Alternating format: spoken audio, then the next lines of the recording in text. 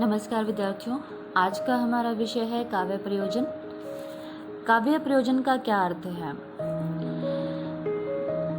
इस संसार में कोई भी काम निरुद्देश्य नहीं किया जाता और कभी तो मनीषी होता है, विद्वान होता है। तो एक बुद्धिमान जो प्राणी है, जो मनुष्य है, जिसे हम कवि कहते हैं, वो बिना किसी उद्देश्य के काव्य रचना कर ही नहीं सकता। तो काव्य रचना का जो उद्देश्य होता है उसे हम काव्य प्रयोजन कहते हैं। तो काव्य प्रयोजन और काव्य प्रेरणा दोनों अलग अलग चीज़ें हैं। काव्य प्रेरणा यानी कि काव्य की रचना के लिए प्रेरित करने वाले तत्व, और काव्य प्रयोजन काव्य रचना के बाद जो लाभ प्राप्त होगा वो काव्य प्रयोजन कहलाएगा।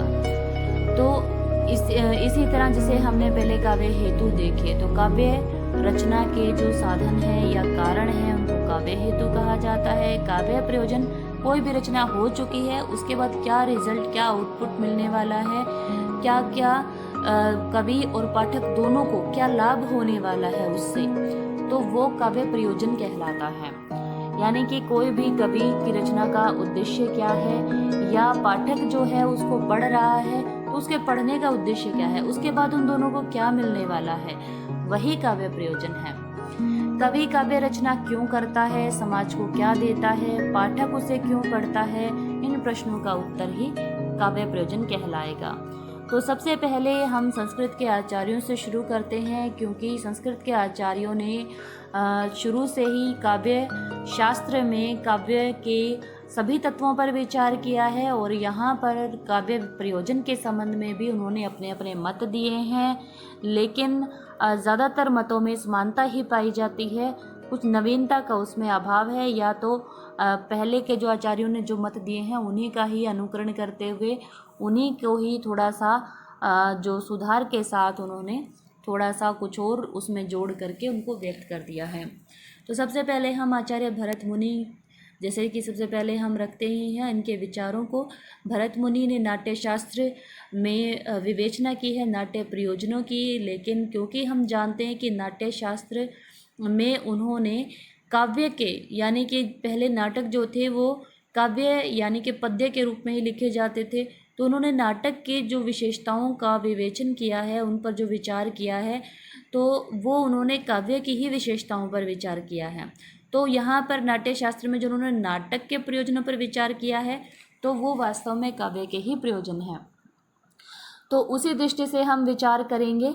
तो क्या कहना है आचार्य भरत मुनि का? भरत मुनि कहते हैं कि दुख आर्ता नाम, श्रम आर्ता नाम, शोक आर्ता नाम, तपस्वी नाम, विश्राम जननम लोके नाट्यम एतद् भविष्यति। दुख आर्ता नाम, दुख से पीड़ित, श्रम आर्ता नाम, थकान से पीड़ित, शोक आर्ता नाम, शोक से पीड़ित, तपस्वी नाम, तपस्वी कहा गया है सहृदय को जो उस नाटक का या उस काव्य का आनंद लेता है। विश्राम जननम लोके, विश्राम जननम लोके नाट्यम एतद् भविष्यति, लोके संसार में विश्राम शांति प्रदान करेगा, जननम लोगों को, इति भविष्यति, तो नाटक नाट्यम एतद् भविष्यति, तो वही नाटक कहलाएगा।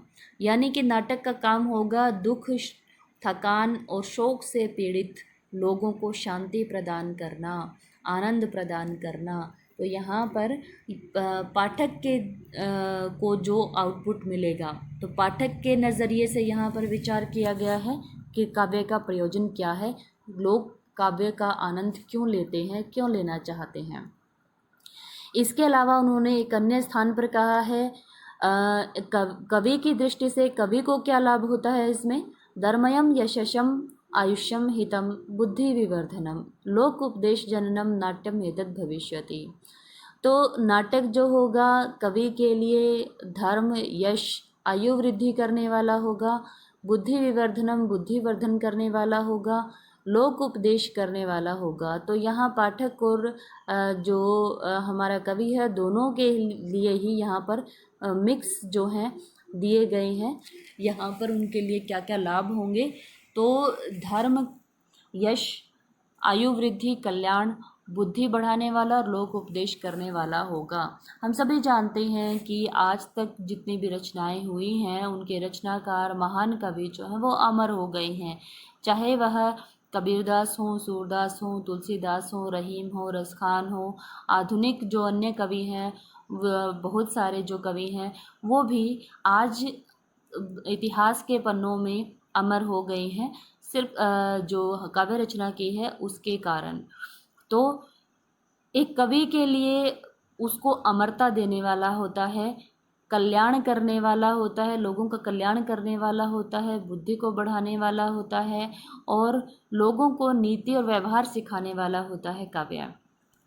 तो उन्होंने अलग से स्वान्त सुखाए को कहीं भी काव्य प्रयोजन नहीं माना है। स्वान्त सुखाए मतलब कवि को काव्य रचना करने के बाद स्वयं जो आनंद मिलता है, क्योंकि हमारे मन के जो उद्गार हैं या भाव है, यदि हम कागज़ पर उनको व्यक्त कर देते हैं तो उसमें जो असीम शांति एक कवि को मिलती है।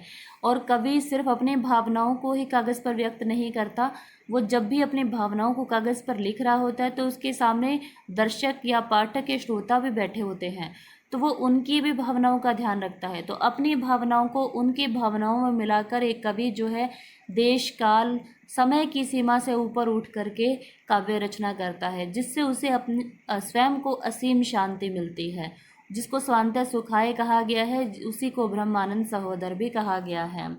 तो जो मोक्ष की जो बार बार बात की जा रही है, वास्तव में मोक्ष जो है वो यही है, क्योंकि एक कवि जो है सांसारिक भावभूमि से ऊपर उठकर सामान्य जन की भावभूमि के साथ, उनकी भावनाओं के साथ एकाकार हो करके एक ऐसे स्थान पर पहुंच रहा है जहां पर देश काल समय या शरीर की सीमाएं जो है कोई महत्व नहीं रखती है। तो वहां पर ब्रह्म आनंद के समान ही असीम शांति मिलती है। तो इस बात में कोई दो राय नहीं है कि इतिहास में कवियों ने स्वामी ने सुखाई काव्य रचना भी की है, जैसे रीतिकाल के कवियों ने की थी, और अन्य भी जो दरबारी कवि होते थे तो स्वामी ने सुखाई अपने स्वामी की खुशी के लिए आर्टिफिशियल इनकी कृत्रिम काव्य रचना भी करते थे। लेकिन ऐसे कवियों की भी कमी नहीं है, ऐसे कवि बल्कि बहुत ज़्यादा हैं जो स्वान्त सुखाई काव्य रचना करते हैं, अपने भावों अपने उद्गारों को कागज़ पर व्यक्त करना, उतार देना, तो स्वान्त सुखाई कहलाता है। तो आगे उन्होंने आचार्य भरत ने इसकी कमी पूरी कर दी है, हर्ष आदिंश च अधिगच्छति लिख करके, यानी कि आनंद जो है वो प्राप्त होगा पढ़ने वाले को भी और लिखने वाले दोनों को मिलेगा।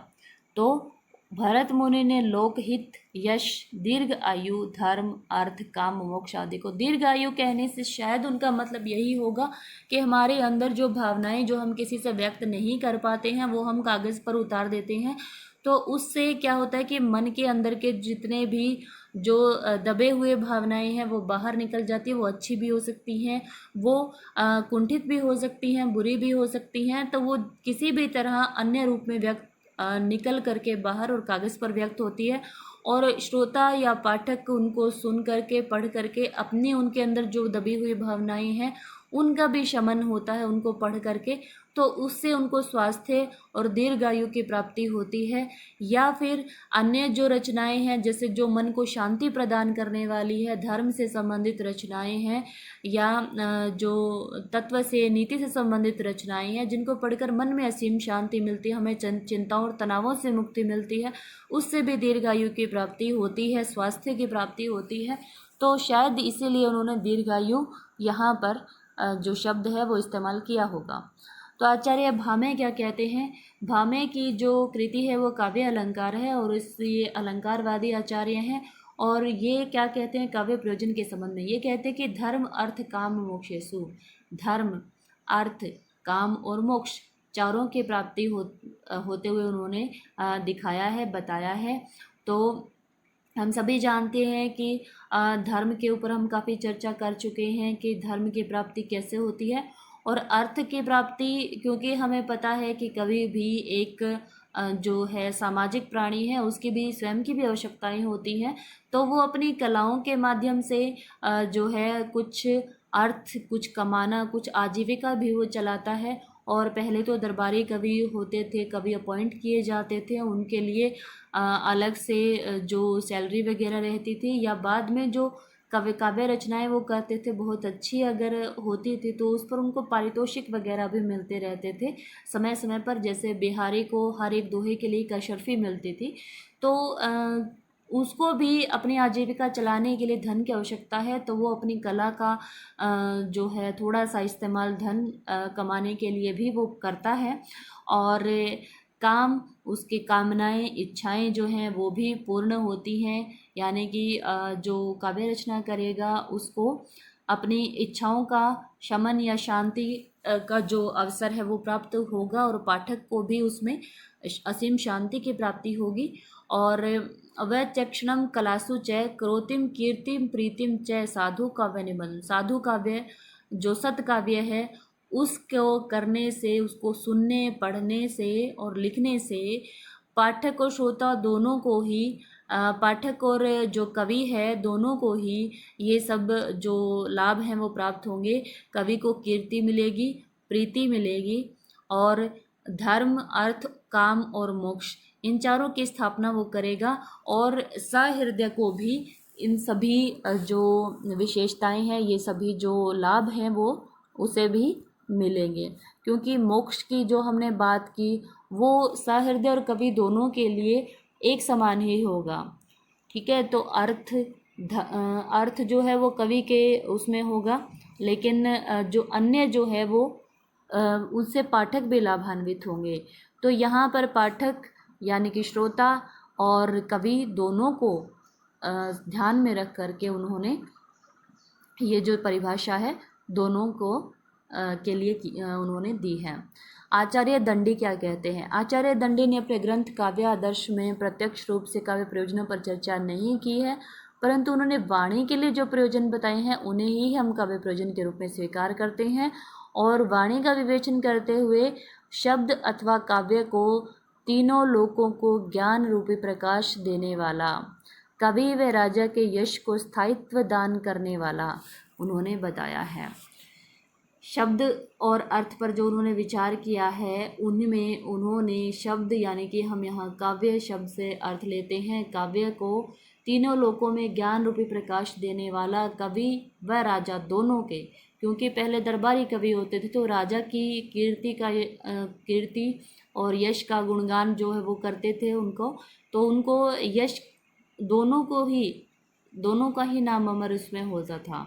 तो राजा की जो महिमा का गुणगान किया जाता था कवि के द्वारा या उसके वंश का, उसके खानदान का, तो राजा भी और कवि भी दोनों को ही इसका फल मिलता था। तो उन्होंने काव्य प्रयोजन के संबंध में सांसारिक और व्यवहारिक दृष्टिकोण ही अपनाया है। तो जैसे दरबारी कवि होते हैं तो उन्हीं के परिप्रेक्ष्य में उन्होंने शायद ये परिभाषा दी है। आचार्य वामन का ग्रंथ है काव्य अलंकार सूत्र वृत्ति। उन्होंने काव्य प्रयोजनों पर विचार किया है और काव्य प्रयोजनों को दो भागों में बांटा है, दृष्ट और अदृष्ट।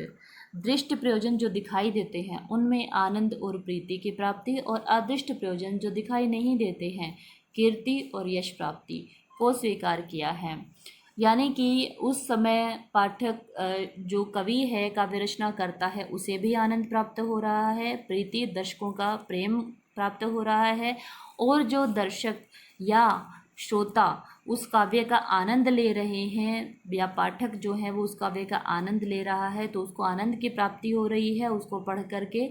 और इसके अलावा अदृष्ट प्रयोजन जो कवि को मिल रहा है वो उसको कीर्ति और यश की प्राप्ति मिलेगी। तो काव्य सदृष्टा दृष्टार्थम प्रीति कीर्तिम हेतुत्वात्। तो अगर हम देखें तो आचार्य वामन ने भी पुरुषार्थ चतुष्टय यानी कि धर्म अर्थ काम और मोक्ष को परोक्ष रूप से काव्य प्रयोजन के रूप में स्वीकार किया है, क्योंकि जब काव्य सृजन करता है कवि तब अमरता और यश की प्राप्ति करता है और उसे जो है इन चारों की सिद्धि प्राप्त होती है। आचार्य रुद्रट का जो विवेचन है उन्होंने क्या कहा है, वो यश को ही काव्य का मूल प्रयोजन मानते हैं और कहते हैं कि जलद वाक्य प्रसरः सरसम कुर्वन् महाकवि काव्यम सफुटम अकल्पम अनअल्पम प्रतनोति यशः परा।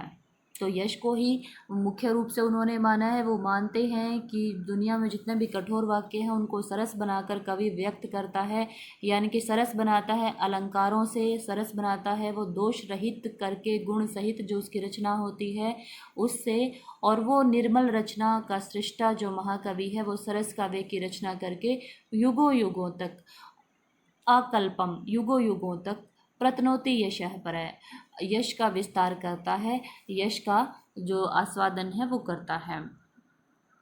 तो यानी कि उन्होंने माना है यश को प्रमुख काव्य प्रयोजन। वैसे उन्होंने असंख्य काव्य प्रयोजन माने। वो कहते हैं कि जिस तरह समुद्र में छिपी मणियों को गिनना असंभव है, वैसे ही काव्य प्रयोजनों का अनुमान लगाना असंभव है, क्योंकि कुछ दृष्ट और कुछ अदृष्ट जो दिखाई देते हैं, जो नहीं दिखाई देते हैं, ऐसे बहुत से काव्य प्रयोजन हैं। तो एक अन्य स्थल पर वो कहते हैं कि कवि के समक्ष अर्थ यानी कि धन, यश, स्वेच्छा पूर्ति जैसे लक्ष्य होते हैं, परंतु इनमें से यश ही सबसे बड़ा काव्य प्रयोजन जो है वो होता है। और इसमें कोई दो राय नहीं है कि हमें अगर धन मिलता है या हमारी इच्छाओं की पूर्ति होती है, हमारी भावनाओं का शमन होता है, हमें शांति मिलती है, वो तात्कालिक ठीक है, उस समय के लिए ठीक है, लेकिन समय के साथ ये चीज़ें नष्ट होने वाली हैं। लेकिन यश ही है जो स्थायी रहता है कल्पांत तक। आचार्य आनंदवर्धन ने अपने काव्य प्रयोजनों पर अलग से विचार नहीं किया है, लेकिन ध्वनि सिद्धांतों का जो इन्होंने वर्णन किया है उसमें काव्य प्रयोजन की ओर संकेत किया है। वो कहते हैं कि तेन ब्रूम सहृदय प्रीतिये तत्स्वरूपम, अर्थात सहृदय के मन में उत्पन्न प्रीति ही काव्य का मूल प्रयोजन है। यानी कि उस कवि की काव्य रचना को पढ़ करके जो सहृदय के मन में खुशी उत्पन्न होती है, प्रीति उत्पन्न होती है, प्रेम उत्पन्न होता है, बस वही कवि का मूल प्रयोजन है।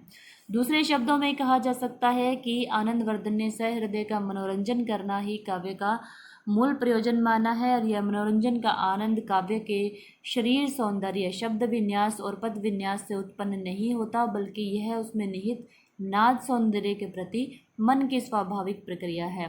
मनोरंजन सहृदय का सिर्फ जो बाहरी नहीं होता है, उसकी अन्य भावनाओं का शमन भी जो है होता है, और वो बहुत ज़्यादा जो असीम रस की आनंद की अनुभूति करता है, वो भी कवि के जो प्रयोजन है उसमें शामिल है। तो सिर्फ शब्द विन्यास और पद विन्यास से, यानी कि शब्दों और पदों से उत्पन्न नहीं होता है ये जो आनंद है, ये जो मनोरंजन की बात जो उन्होंने की है, मनोरंजन जो शब्द है वो आनंद शब्द से थोड़ा कम जो है वो महसूस होता है, लेकिन मनोरंजन शब्द का जो अर्थ है यहाँ पर आनंद ही होगा, और उसके अंदर जो भाव छिपा हुआ है उसको पढ़ने से जो आनंद मिलेगा, जो नाद उत्पन्न होगा, वो पाठक के मन को असीम शांति जो है वो प्रदान करेगा। राजशेखर क्या कहते हैं? काव्य मीमांसा के रचनाकार राजशेखर ने कवि और सामाजिक यानी कि सहृदय दोनों की दृष्टियों से काव्य प्रयोजन पर चर्चा की है। उनका मत है कि सहृदय की दृष्टि से काव्य का प्रयोजन आनंद प्राप्त करना है, जबकि कवि की दृष्टि से अक्षय कीर्ति ही काव्य का प्रयोजन है, यानी कि वो यश को ही कवि की दृष्टि से काव्य प्रयोजन मानते हैं। आचार्य कुंतक वक्रोक्ति जीवितम के रचनाकार आचार्य कुंतक ने अपने पूर्ववर्ती आचार्यों और काव्य शास्त्रियों के मत से थोड़ा हटकर काव्य प्रयोजन पर विचार किया है, और वो लिखते हैं कि धर्म आदि साधनोपाय सुकुमार क्रमोदित है, काव्य बंधु अभिजाता नाम हृदय आह्लाद कारक है, व्यवहार परिस्पंद सौंदर्य व्यवहारी भी सत्काव्य अधिगम देव नूतन औचित्यम ईष्यते। यानी धर्म आदि साधनों उपाय सुकुमार क्रम उदित है। अभिजात्य कुल में उत्पन्न यानी कि जो सुकुमार है, सुकुमार यानी कि जिसका हृदय कोमल है, में उत्पन्न सहृदय के मन में आनंद उत्पन्न करने वाला कोमल और मृदु शैली में लिखा गया धर्म आदि सिद्धि का मार्ग ही काव्य है। कुंतक ने इस कथन में जहाँ आनंद प्राप्ति को ही काव्य का मूल काव्य प्रयोजन मानने का आभास होता है, वहीं काव्य को चतुर्वर्ग यानी कि धर्म, अर्थ, काम और मोक्ष आस्वाद से भी बढ़कर मानते हैं। तो इस परिभाषा में यही है कि सहृदय को आह्लादकारक होगा, यानी कि उसको खुशी देगा, और जो काव्य है वो सत्काव्य यानी कि जो सद इच्छा से लिखा गया काव्य है, जो पाठक के मन में सद्भावों का संचार करेगा, वो नूतन औचित्यम, क्योंकि औचित्य वो मानते ही हैं, औचित्य का उन्होंने बार बार किया ही है, तो उन्होंने काव्य में औचित्य को आवश्यक माना है। औचित्य जो है वो उस काव्य में होना चाहिए। तो औचित्य के उन्होंने काफ़ी स्तर पर उन्होंने औचित्य माना है काव्य में, जो शब्द के अर्थ के स्तर पर, तो वो औचित्य है उसमें होना चाहिए। और वो काव्य जो है वो सहृदय को आह्लाद यानी कि आनंद प्रदान करेगा।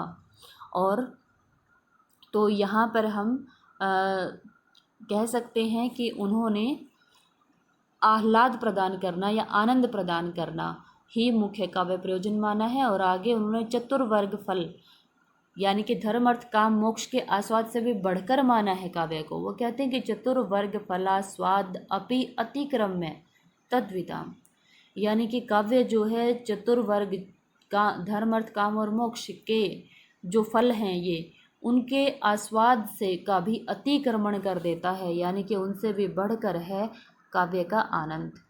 काव्य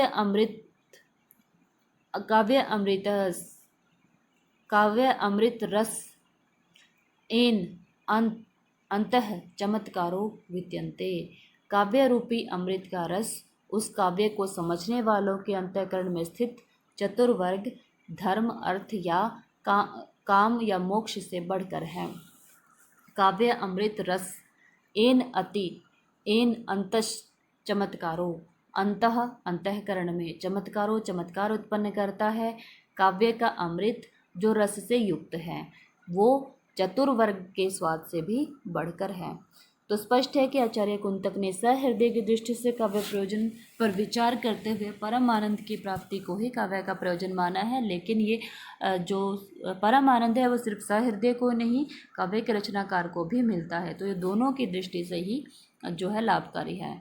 आचार्य भोजराज सरस्वती कंठाभरण के जो रचयिता हैं वो मानते हैं कि प्रीति और कीर्ति दोनों ही काव्य का प्रयोजन है। कवि कुर्वन कीर्तिम प्रीतिम च विन्दति, कवि की जो रचना है उससे कीर्ति और प्रीति दोनों ही का लाभ मिलता है। यानी कि कीर्ति यश के लिए, प्रीति जो पाठकों का या दर्शकों का या श्रोताओं का जो प्रेम है वो जो उस कवि के हृदय से उनके हृदय तक संचरित होता है। आचार्य मम्मट 11वीं शताब्दी के आचार्य काव्य प्रकाश में काव्य प्रयोजन की परिभाषा उपादेयता पर प्रकाश डाला है उन्होंने। वो कहते कि सकल प्रयोजन मौलीभूतम समंतरम एव रसास्वादन सम उद्बुधम विगलित वेद्यांतरम आनंदम। सकल प्रयोजन सभी प्रयोजन मूलभूत रूप से अनंतरम एव समानंतरम एव रसास्वादन रस का आस्वादन सम उद्बुधम विगलितम वेदांतर शून्य, यानी कि अन्य किसी भी भावना का स्पर्श ना करना, यानी कि वही जो मोक्ष प्राप्ति की बात की गई है या सहृदय के आनंद में लीन होने की बात की गई है, आनंदम, वह आनंद उसको प्राप्त होता है।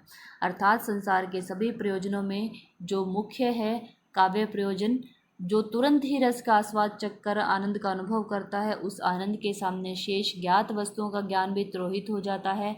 वह प्रयोजन सृष्टा कवि और सहृदय पाठक के श्रोता दोनों के लिए है।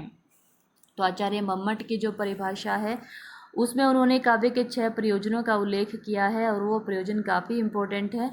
वो कहते हैं कि काव्यम यशसे अर्थकृते, काव्य से यश और अर्थ की प्राप्ति यानी धन की प्राप्ति होती है। व्यवहार विदे, व्यवहार ज्ञान होता है। शिवेतर रक्षते, शिवेतर शिव से, शिव यानी कि जो कल्याणकारी, उससे इतर यानी कि अलग, यानी कि जो अनिष्ट या अकल्याणकारी है उससे रक्षा होती है। सद्य परिनिवृत्ति कांता सम्मितयो उपदेशयुजय, यानी कि सद्य परिनिवृत्ति यानी कि अलौकिक आनंद की प्राप्ति, जिसके बारे में हम पहले भी काफ़ी बार चर्चा कर चुके हैं। सद्य परिनिवृत्ति कांता सम्मित उपदेश यानी कि एक जो प्रियतमा के मधुर वचन होते हैं उनके समान उपदेश की जो प्राप्ति होती है, कल्याणकारी जो होता है वो काव्य होता है। तो काव्य से हम सभी जानते हैं कि यश की प्राप्ति होती ही होती है। काव्य रचना एक कवि को अमर कर देती है। धन की प्राप्ति पर हम विचार कर चुके हैं कि कवि भी जो एक सामाजिक प्राणी है उसकी भी कुछ आवश्यकताएं हैं, उसे धन की आवश्यकता होती है। और प्राचीन काल से ही दरबारी कवियों को धन जो है काव्य की रचना के लिए प्राप्त होता रहा है। व्यवहार ज्ञान की उपलब्धि, नीति आदि जो नीतिपरक जो रचनाएं होती हैं या जो धर्म से के रास्ते पर जो चलाती हैं, बहुत सारी ऐसी रचनाएं हैं। तो जो लोक व्यवहार का ज्ञान सिखाती हैं, पंचतंत्र है, हितोपदेश की कहानियाँ, नीति शतक आदि, तो जो व्यवहारिक ज्ञान प्रदान कराती है। आशय या अनिष्ट का निवारण जो काव्य है, जो समाज के लिए जो कल्याणकारी नहीं है उसका निवारण करते, क्योंकि समाज के सामने जो वो है कविता जो है एक सुंदर रूप ही रखती है, अनिष्टकारी रूप नहीं रखती है। और अनिष्टकारी रूप का हमेशा ही जो कविता में जो किया गया है कि अनिष्टकारी रूप से बचने की या प्रेरणा दी गई है, या अनिष्टकारी रूप को से उबर करके इष्ट की ओर, भलाई की ओर, शिव की ओर जाने के लिए, कल्याण की ओर जाने के लिए ही जो है काव्य में प्रेरणा दी गई है। और अलौकिक आनंद की प्राप्ति ये वही है जो ब्रह्मानंद सहोदर है। और कांता सम्मित उपदेश यानी कि उपदेश कई तरह के हो सकते हैं। प्रभु सम्मित यानी कि जो वेदों और पुराणों में और उनमें वेदों में रखे गए हैं। और जो मित्र सम्मित उपदेश, मित्र का जो उपदेश है यानी कि मित्र जो सलाह देता है। और एक कांता सम्मित उपदेश होता है जो प्रियतमा सलाह देती है या रिक्वेस्ट करती है, मनोहार करती है बहुत ही सुंदर वाणी में। तो 3 प्रकार के उपदेश माने गए हैं। तो इन 3 प्रकारों के उपदेशों में सबसे जो मधुर उपदेश होता है वो प्रियतमा का ही होता है। तो वो बहुत ही प्रेम से अपने प्रेमी के सामने कुछ याचना करती है कि उसे ये करना चाहिए या नहीं करना चाहिए, या कुछ रिक्वेस्ट करती है तो उसे मानना ही पड़ता है, या उसे कुछ समझाती है तो उसे मानना ही पड़ता है। वरना मित्र का और जो अन्य जो उपदेश हैं वो एक बार के लिए तिरोहित किए भी जा सकते हैं, उपेक्षित किए भी जा सकते हैं, लेकिन प्रियतमा का उपदेश नहीं। तो जो काव्य है वो प्रियतमा के उपदेश के समान मधुर होता है। आचार्य विश्वनाथ ने कहा है कि काव्य पढ़ने से अल्प बुद्धि वालों को भी सुविधा से चतुर्वर्ग फल की प्राप्ति हो जाती है। यानी कि काव्य पढ़ने वाले, यहाँ पर सहृदय के संबंध में कहा गया है, जो पाठक है उसके लिए कहा गया है कि उसको आराम से चतुर्वर्ग फल की प्राप्ति, धर्म अर्थ काम और मोक्ष प्राप्त हो जाता है। चतुर्वर्ग फल प्राप्ति सुखाद अल्प अधियम अपि, तो चतुर्वर्ग की फल की प्राप्ति हो जाती है।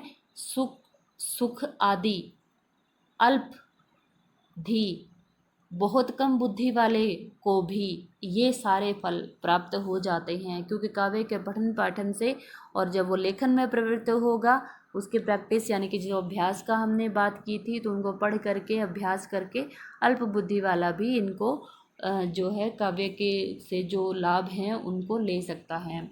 पंडित राज जगन्नाथ ने यश, लोकोत्तर आनंद, गुरु, राजा और देवताओं की प्रसन्नता, इन तीनों को काव्य प्रयोजन माना है। यहाँ पर नया पॉइंट है देवताओं की प्रसन्नता। तो देवताओं के को प्रसन्न करने के लिए भी हमारे यहाँ बहुत से जो आरती हैं या श्लोक हैं, बहुत सारे जो काव्य की रचना देवी देवताओं को खुश करने के लिए भी की गई है। राजा को खुश करने के लिए काव्य हमेशा से लिखा ही गया है। गुरु की प्रशस्ति में भी हमने बहुत कुछ कहा है हमारे काव्य में। और लोकोत्तर आनंद, वही ब्रह्म आनंद जो है, और यश, इनके प्राप्ति को उन्होंने पंडित राज जगन्नाथ जी ने काव्य का प्रयोजन माना है। तत्र कीर्ति, परम आह्लाद, गुरु, राज, देवता, प्रसाद आदि अनेक प्रयोजनानि काव्य से। प्रसाद मीन्स प्रसन्नता, इन सब की प्रसन्नता ही काव्य का प्रयोजन है। हेमचंद्र ने काव्य का प्रयोजन आनंद, यश और कांतोपदेश बताते हुए आचार्य मम्मट का भी समर्थन किया है। काव्यम आनंदाय यशसे कांता तुल्य तयोपदेशाय च। तो यहाँ पर जो नया है जो मम्मट ने जोड़ा है, कांता तुल्य यानी कि प्रियतमा के उपदेश के समान मधुर, वहाँ वो उपदेश जो है वो जो पाठक या श्रोता को भाव विभोर कर देता है और कड़वी से कड़वी बात भी बहुत ही मीठे तरीके से कहता है, जिससे कि वो जैसे कोई कड़वी गोली शक्कर में लपेट कर दी जाए, बिल्कुल उसी तरह असर करती है। तो कड़वे से कड़वा उपदेश भी बहुत ही सुंदर वे में काव्य के रूप से, जैसे कबीरदास जी ने किया है, कड़वे से कड़वे बात भी काव्य में उनकी जो है वो सरस लगती है, मधुर लगती है, अच्छी लगती है। तो भक्तिकालीन आचार्य क्या कहते हैं? गोस्वामी तुलसीदास ने दो स्थानों पर काव्य प्रयोजनों की चर्चा की है। एक पर वो कहते हैं कि स्वांते सुखाए तुलसी रघुनाथ गाथा। उन्होंने स्वांते सुखाए को काव्य प्रयोजन माना है कि रघुनाथ स्वामी की गाथा गाने से जो है वो अंतःकरण में सुख मिलता है। तो स्वांते सुखाए पर हम चर्चा कर चुके हैं। कीर्ति भनीति भूति बल सोई, सुर से सम सब कहें हित होई। कीर्ति भनीति भूति बल होई, सुरसरी होती है गंगा, सब कहें सभी का हित होता है। तो कवि को भी और रचयिता को भी और पाठक को भी, दोनों को ही जो है सुख मिलता है, लोक मंगल होता है, कीर्ति मिलती है। और जैसे गंगा नदी है जो सभी का कल्याण करती है, बिल्कुल वैसे ही काव्य की जो तुलना है उन्होंने गंगा नदी से की है, जो सभी का कल्याण करने वाली है। तो दो काव्य प्रयोजन है, स्वांत्य सुख और लोक मंगल। कबीरदास जी ने ब्रह्म विचार या आत्म अनुभव सार व्यक्त करना ही काव्य प्रयोजन माना है, यानी आत्म अभिव्यक्ति ही काव्य का प्रयोजन है। जायसी यश की कामना से काव्य रचना में प्रवृत्त होने के बाद कहिए, जायसी ने ओ मन जानी कविता अस्कीना, मकु यह रहे जगत में चीना, धनी सोई जिस कीर्ति जासु, फूल मरे पर मरे न बासु। यानी कि फूल मर सकता है, खुशबू नहीं मर सकती। तो काव्य रचना जो है वो वही काम करती है कवि के लिए। कवि मर जाएगा लेकिन काव्य रचना के माध्यम से उसकी कीर्ति जगत में अमर रहेगी, यही सोचकर मैं काव्य रचना कर रहा हूँ। सूरदास ने सगुण लीला पदों का गान ही काव्य का प्रयोजन माना है। और रीतिकालीन कवि जो हैं उनमें कुलपति मिश्र यश को, संपत्ति को, विलक्षण आनंद को, दुख नाश को, लोक व्यवहार में निपुणता को और कांता उपदेश, यहाँ फिर वही कांता उपदेश जो आचार्य मम्मट ने कहा था और हेमचंद्र जी ने जिसका समर्थन किया था, कुलपति मिश्र भी जो है उनका समर्थन कर रहे हैं। तो उन्होंने इनको काव्य प्रयोजन माना है। वो कहते हैं कि जस संपत्ति आनंद अति, दुखिन डारे खोई, होत कवित ते चतुराई, जगत वाम बस होई। तो जिस तरह वाम यानी कि स्त्री के वश में होता है जगत, बिल्कुल वैसे ही काव्य का जो मधुर उपदेश दिया जाता है उसके अधीन जो लोग होकर के अपना जो दुख है वो भूल करके आनंद की प्राप्ति करते हैं, यश की प्राप्ति भी होती है और संपत्ति यानी अर्थ की प्राप्ति भी होती है। आचार्य देव ने शाश्वत यश को ही काव्य प्रयोजन माना है। वो कहते हैं कि ऊंच नीच अरु कर्म बस, चलो जात संसार, रहत भाव्य भागवत जस, नव्य काव्य सुखसार। कि ऊंच नीच और कर्मों के अधीन होकर के संसार चल रहा है, लेकिन यहाँ पर जो यश ही है जो काव्य में सुख का सार है, जो जगत में सुख का सार है, और वो काव्य के आधार पर ही मिल सकता है। तो यश रूपी शरीर को अमर रखने के लिए काव्य रूपी रस्सी एकमात्र साधन माना है उन्होंने। रहत न घर भर धाम धन तरुवर सरवर कूप, जस शरीर जग में अमर कल्प काव्य रस रूप। तो इस संसार में कुछ भी अमर रहने वाला नहीं है, सिर्फ काव्य का जो रस है उसके आधार पर जो यश मिलता है वही संसार में अमर रहेगा। या तो काव्य का रस या यश, ये दो ही चीज़ें हैं जो काव्य संसार में अमर हैं। आचार्य सोमनाथ ने कीर्ति धन मनोरंजन लोकहित उपदेश को काव्य का प्रयोजन माना है। कीर्ति चित्त विनोद अरु, अति मंगल को देती, करे भलो उपदेश नित सरस कवित चित्त चेती। यानी कि उन्होंने कीर्ति चित्त विनोद, मन की जो शांति है, खुशी है यानी मनोरंजन है, उसको अति मंगल लोकहित है उपदेश, और कवित चित्त चेती यानी कि जो सरस कविता है उससे मन को ये सारी चीज़ें मिलती हैं। आचार्य भिखारी दास, उन्होंने तप के फल की जो नई बात कही है वास्तव में चतुर्वर्ग फल प्राप्ति के अंतर्गत ही आती है। उन्होंने काव्य प्रयोजनों के अंतर्गत तप के फल, संपत्ति, यश और आनंद को स्वीकार करते हुए लिखा है कि एक लह प्राप्त करना, तप पुंजन के फल, जो तुलसी अरु सुरगुसाई। तो एक को वो फल मिलता है जो तुलसी और सूरदास को मिला था, क्या? यश। एक लह बहु संपत्ति, केशव भूषण जो बरवीर लड़ाई। एक जो केशव और भूषण जैसे कवियों को मिला था वो वो क्या प्राप्त हुआ? संपत्ति यानी कि धन। एक ने जो जस ही सी प्रयोजन रहीम रस खानी रहीम की नाई, तो एक जो है यश मिलता है, रस खान और रहीम को जैसे मिला था वो यश मिलता है। और दास कवितन की चर्चा बुद्धिवंतन को सुख दे समुठाई, तो दास कवितन है की चर्चा बुद्धिवानों को, बुद्धिमान जो इंसान है उनको सुखदायक होती है, यानी कि जो पढ़ने या सुनने वाला है उसको सुख देता है। और जैसे तुलसी और सूर को लाखों तपस्याओं का जो पुंज है उसका जो फल है, ठीक है, उसका फल जो है उसके समान जो उनको मिला था, इस तरह का जो पुण्य उनको मिलता है, इसको धर्म के उसमें रख सकते हैं। तो धर्म है संपत्ति, केशव आदि को जो धन मिला था वो धन, और रहीम आदि को, रसखान आदि को जो यश मिला था वो यश, और बुद्धिवान यानी कि सहृदय को आनंद मिलता है। तो दोनों के मत से उन्होंने विचार किया है। मैथिली शरण गुप्त आधुनिक विद्वानों में जो प्रयोजन है वो देखेंगे हम। मैथिली शरण गुप्त वो कहते हैं कि केवल मनोरंजन ना कवि का कर्म होना चाहिए, उसमें उचित उपदेश का मर्म होना चाहिए, यानी कि पाठक या श्रोता को कुछ सिखाना भी चाहिए वो काव्य। इस प्रकार कला के लिए सिद्धांत का भी खंडन करते हुए कहते हैं कि कला लोकहित के लिए होनी चाहिए। मानते हैं कि जो कला को बस कला के अर्थ ही स्वार्थी करते, कला को व्यर्थ ही, जो कला को बस कला के लिए, यानी कि उनको आर्ट इज़ फॉर आर्ट, बस कला के लिए ही है, ऐसा सोचकर जो काव्य रचना करते हैं वो वास्तव में स्वार्थी लोग हैं। रामचंद्र शुक्ल ने काव्य प्रयोजनों पर विस्तार से विवेचन किया है, और वो रसानुभूति ही मानते हैं इसका प्रयोजन, और अंतिम लक्ष्य जगत के मार्मिक पक्षों का प्रत्यक्षीकरण करके उसके साथ मनुष्य के हृदय का सामंजस्य स्थापन करना है। कविता में केवल मनोरंजन के उद्देश्य का विरोध करते हुए लिखते हैं कि मन को अनुरंजित करना, उसे सुख या आनंद पहुंचाना यदि कवि का अंतिम लक्ष्य माना जाए तो कविता भी विलास की एक सामग्री हुई। काव्य का लक्ष्य है जगत और जीवन के मार्मिक पक्ष को गोचर रूप में सामने लाकर रखना। यानी कि उन्होंने जो रस के साधारणीकरण की जो बात की थी, यहाँ पर वो वही कह रहे हैं कि कवि जो है अपनी भावनाओं को पाठकों तक, श्रोताओं तक, दर्शकों तक जो पहुंचाता है, उससे वो जो एक उच्च भावभूमि पर पहुंचकर जो आनंद प्राप्त करते हैं वही कविता का अंतिम लक्ष्य है। सिर्फ कोरा मनोरंजन करना नहीं, कोरा मनोरंजन करना जो है वो मदारी आदि लोगों का काम होता है। तो हजारी प्रसाद द्विवेदी क्या कहते हैं? साहित्य का लक्ष्य मानव हित और लोक मंगल को मानते हुए कहते हैं कि मैं साहित्य को मनुष्य की दृष्टि से देखना का पक्षपाती हूँ। जो वाक जाल, वाणी का जाल मनुष्य को दुर्गति, हीनता, परमुखापेक्षिता, दूसरों के ऊपर डिपेंड बना देता है, दूसरों के रहमो करम पर जो जिंदा रहता है, ऐसी यानी कि गुलामी से ना बचा सके, जो उसकी आत्मा को तेजोदीप्त ना कर सके, उसकी आत्मा में एक तेज ना भर सके, उसे पर दुख कातर, दूसरों के दुख में दुखी होना ना सिखा सके, संवेदनशील ना बना सके, उसे साहित्य कहने में मुझे संकोच होता है। यानी कि मनुष्य को दुर्गति से, हीनता से और गुलामी से बचा सके और संवेदनशील बना सके, वही काव्य कहते हैं हजारी प्रसाद द्विवेदी। मुंशी प्रेमचंद का कहना है वो मनोरंजन को ही साहित्य का उद्देश्य नहीं मानते, वो मानते कि विवेक जागृत करना ही साहित्य का उद्देश्य है। साहित्य का उद्देश्य हमारा मनोरंजन करना नहीं है, यह काम भाटों, मदारियों, विदूषकों और मस्खरों का है।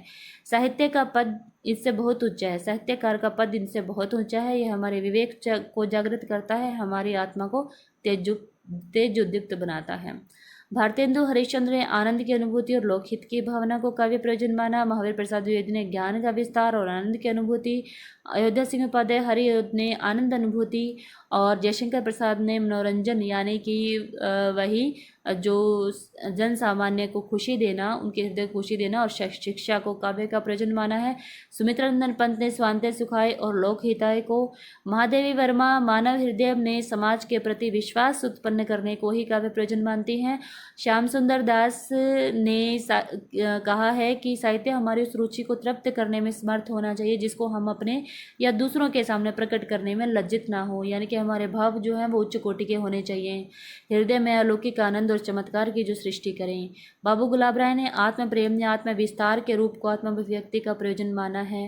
आचार्य नंद दुलारे वाजपेयी ने आत्म अनुभूति को काव्य का प्रयोजन स्वीकार किया है, और पाश्चात्य विचारकों में हेसियड ने उपदेश को, होमर ने आनंद को, प्लेटो ने लोक मंगल को, अरस्तु ने आनंद और ज्ञान अर्जन को, जॉन ड्राइडन ने आनंद और शिक्षा को, कॉलरिज ने आनंद को और नियोतोलेमिस ने आनंद, नीति और शिक्षा को काव्य का प्रयोजन माना है। और आधुनिक युग में जो चर्चा की जाती है काव्य प्रयोजन की, वो संस्कृत के आचार्यों, क्योंकि समाज और समय बदलता है, समय की डिमांड बदलती है, और जो संस्कृत के आचार्यों ने या रीति काल तक जो काव्य रचना के उद्देश्य थे, वो उद्देश्य आज नहीं रह गए हैं, थोड़ा सा बदल चुके हैं। आज के उद्देश्य उस समय के समाज की डिमांड और आज की डिमांड थोड़ी सी अलग है, पर पूरी तरह अलग नहीं है। कुछ वहाँ से भी कुछ आधुनिक विचारकों के मत और कुछ पाश्चात्य विचारकों के मत, इन सब के आधार पर जो है विवेचन किया जाता है काव्य प्रयोजनों का। तो उसमें कला के संदर्भ में क्या, कला यानी कि आर्ट में सभी आ जाती हैं, सभी तरह की विधाएं, सभी तरह की रचनाएं, सभी तरह की जो ड्राइंग, पेंटिंग एक्सेट्रा, जो भी इंसान के जो जिसके माध्यम से वो अपने आप को व्यक्त करता है। तो कला क्या है? कला यहाँ पर हम काव्य के अर्थ में ले रहे हैं, लेकिन कला का क्षेत्र जो काफ़ी विस्तृत है, वो संगीत भी है, कला जो है वो जो ड्राइंग, पेंटिंग्स आदि हैं, और कला में काव्य रचनाएं भी आती हैं और अन्य रचनाएं भी आती हैं। तो इसका क्षेत्र काफ़ी विस्तृत है। तो काव्य और कला का प्रमुख लक्ष्य मनोरंजन व आनंद ही माना जाता है। जो ऐसा मानते हैं उन लोगों का विचार है कि काव्य कला जो है वो मनोरंजन के लिए ही होती है। तो उसके मनन से आनंद मिलता है, और इस आनंद को ब्रह्मानंद सहोदर कहा जाता है, यानी कि कोरा मनोरंजन नहीं है।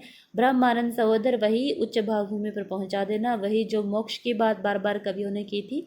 और आत्म साक्षात्कार के लिए भी कला की जाती है। आत्म साक्षात्कार यानी कि आत्माभिव्यक्ति प्रदान करना, अपनी अनुभूतियों को, अपने एकांशों को बाहर निकालना, कागज़ पर निकालना, ये भी कला का उद्देश्य है, आत्म साक्षात्कार करना, जिससे पाठक और श्रोता को भी आनंद की अनुभूति होती है। और कला जो है सृजनात्मक आवश्यकता की पूर्ति के लिए, कला एक सृजनात्मक आवश्यकता है काव्य की रचना, जिसके बिना कवि या कलाकार नहीं रह सकता। कला के लिए यह दृष्टिकोण इस पृष्ठभूमि पर आधारित है। काव्य अथवा कला के अन्य प्रयोजन इस प्रयोजन के उपरांत ही प्रकट होते हैं। कला काव्य अभिव्यंजना के लिए कवि या कलाकार की अनुभूति की प्रगाढ़ता और सच्चाई ही अभिव्यंजना की उत्कृष्टता का परिणाम है। जयशंकर प्रसाद के अनुसार व्यंजना वस्तुतः अनुभूतिमयी प्रतिभा का स्वयं परिणाम है। अपनी प्रतिभा को स्पष्ट करने के लिए, अपने बात को स्पष्ट करने के लिए उन्होंने सूर और तुलसी के बाल वर्णन को सामने रखा है। वात्सल्य के क्षेत्र में तुलसी सूर से पिछड़ गए हैं, क्योंकि सूर के वात्सल्य में संकल्पनात्मक मौलिक वात्सल्य में अनुभूति की तीव्रता अधिक है, जबकि तुलसी के वात्सल्य में इसकी तीव्रता कम है। यानी कि जो फीलिंग्स हैं उनमें इंटेंसिटी होनी चाहिए, आपके अंदर के उद्गार जो हैं वो व्यक्त होते हैं कला में। तो आपकी जो सृजनात्मक आवश्यकता है, चाहे वो किसी भी माध्यम से हम बाहर व्यक्त करें स्वयं को, चाहे वो कविता के माध्यम से या अन्य कलाओं के माध्यम से, तो जो क्रिएटिविटी है उसकी ज़रूरत है समाज में अपने अंदर के भावों को बाहर निकालने के लिए। तो वो क्रिएटिविटी तभी उत्कृष्ट रूप में बाहर आती है जब हमारे अंदर वो फीलिंग्स हों। तो वो फीलिंग्स उत्कृष्ट होंगी तो उत्कृष्ट रूप में ही हमारी क्रिएटिविटी जो है वो रचनात्मकता जो है वो बाहर आएगी। तो कला के लिए जो मानते हैं या कविता के लिए मानते हैं, उनका विचार है कि कवि या कलाकार कविता या कलाकृति की रचना करते समय किसी उपदेश और प्रचार को नहीं लेकर बैठता। वह तो अपने प्रतिभा के स्वच्छंद भावों को काव्य या कला के रूप में बिखेरता है। तो कवि या कलाकार का मुख्य उद्देश्य काव्य या कला की सृष्टि है, अतः उसकी दृष्टि में कला के लिए है, अन्य किसी प्रयोजन के लिए नहीं है। लेकिन यानी कि जो कला को सिर्फ कला के लिए मानते हैं कि उन्होंने सिर्फ कुछ सृजनात्मक करना है, तो बस ठीक है, वो सृजनात्मक किया और यही उसका उद्देश्य और कोई उद्देश्य नहीं है। लेकिन इस सिद्धांत का विरोध किया है मैथिली शरण गुप्त ने। वो मानते हैं कि मानते हैं जो कला को कला के अर्थ ही स्वार्थ नहीं करते, कला को व्यर्थ ही। यानी कि जो लोग ये मानते हैं कि कला का उद्देश्य जो है किसी को कोई शिक्षा देना नहीं होता, किसी का कोई भला करना नहीं होता, कला सिर्फ कला के लिए होती है, तो वो मानते हैं कि संकुचित है ये परिभाषा। कला जीवन के लिए, कला जीवन से जुड़कर सार्थक होती है। काव्य या कला का जीवन, समाज, राष्ट्र और विश्व से संबंध होता है। जीवन को काव्य और कला से ही आदर्श और यथार्थ की शिक्षा मिलती है। कला चाहे किसी भी फॉर्म में है, चाहे कविता पढ़कर हमें या संगीत सुनकर हमें जो आनंद मिलता है, चाहे हम कभी भी परेशान हैं तो कविता पढ़ करके, संगीत सुन करके हम अपने भावों को जो है शांत कर सकते हैं, या फिर जब खुशी होती है तब भी हम कविता या संगीत के माध्यम से उसे व्यक्त करते हैं। दुख होता है तो हम उसका सहारा लेते हैं। तो कला जो होती है वो जीवन का एक आधारभूत अंग है। हम ये नहीं कह सकते कि कला सिर्फ आपके अंदर दबी हुई भावनाओं का जो है वो सिर्फ एक वही तरीका है। तो जैसा कि फ्रॉयड ने कहा है कि कला हमारी जो दबी हुई भावनाएं उसको बाहर निकालने का तरीका है और कुछ नहीं, जैसा कि छायावादी काव्य में देखने को मिला है। हाँ, कुछ हद तक ये सही है कि हमारे अंदर की भावनाएं बाहर निकलती है, लेकिन उसे स्वयं का तो, कवि का तो उसको तो शमन मिलता है, उसको शांति मिलती है उसके भावनाओं के स्तर पर। इसके अलावा पाठक और श्रोता को भी उनके भावनाओं को भी शमन और शांति और आनंद मिलता है, जिससे उनका जो अंदर की भावनाएं हैं उनका संतुलन होता है। तो भावनाओं के संतुलन का काम करता है काव्य। नीति परक बातें, लोक व्यवहार का ज्ञान जो है वो भी काव्य करवाता है, और पाठक को आनंद की भावभूमि पर ले जा करके उसे जो वेदांत स्पर्श शून्य, यानी कि अन्य किसी भी चीज़ का ज्ञान ना रहे, जहाँ पर जिसको हम मेडिटेशन कहते हैं, जिसको मोक्ष तक की जो मोक्ष के बराबर की उपाधि दी गई, जिसको ब्रह्मानंद सहोदर कहा गया है, उस भावभूमि पर पहुँचाना कवि का उद्देश्य होता है। और कवि को उसके बदले में हर तरह से ही फ़ायदा मिलता है। उसे यश मिलता है, उसे कीर्ति मिलती है, उसे उसकी भावनाओं का शमन होता है, असीम शांति मिलती है उसको, धन उपार्जन भी वो उसके माध्यम से करता है, और उसकी भावनाओं का संतुलन होता है, जिससे उसे स्वास्थ्य और आयु वृद्धि भी उसकी होती है। तो ये सभी अगर हम गिनने लग जाएं तो बहुत सारे जो काव्य के या कला के जो प्रयोजन हैं वो उनका कोई भी अंत नहीं है।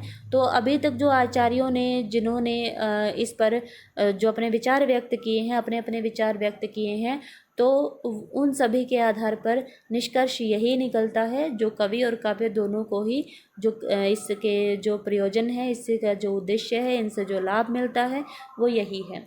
तो आज के का जो विषय है थोड़ा सा लंबा था, इसलिए थोड़ा सा स्पीडली चलना पड़ा, लेकिन फिर भी उम्मीद है आपको समझ में आया होगा। अगर कहीं कुछ समझ में नहीं आया है तो आप कमेंट बॉक्स में पूछ सकते हैं, तो आपका जो जहाँ पर भी आपको दुविधा है उसका निवारण किया जाएगा और आपके जो सवालों का जवाब जो है वो दिया जाएगा। तो फिर मिलते हैं आगे एक नए टॉपिक के साथ, तब तक नमस्कार।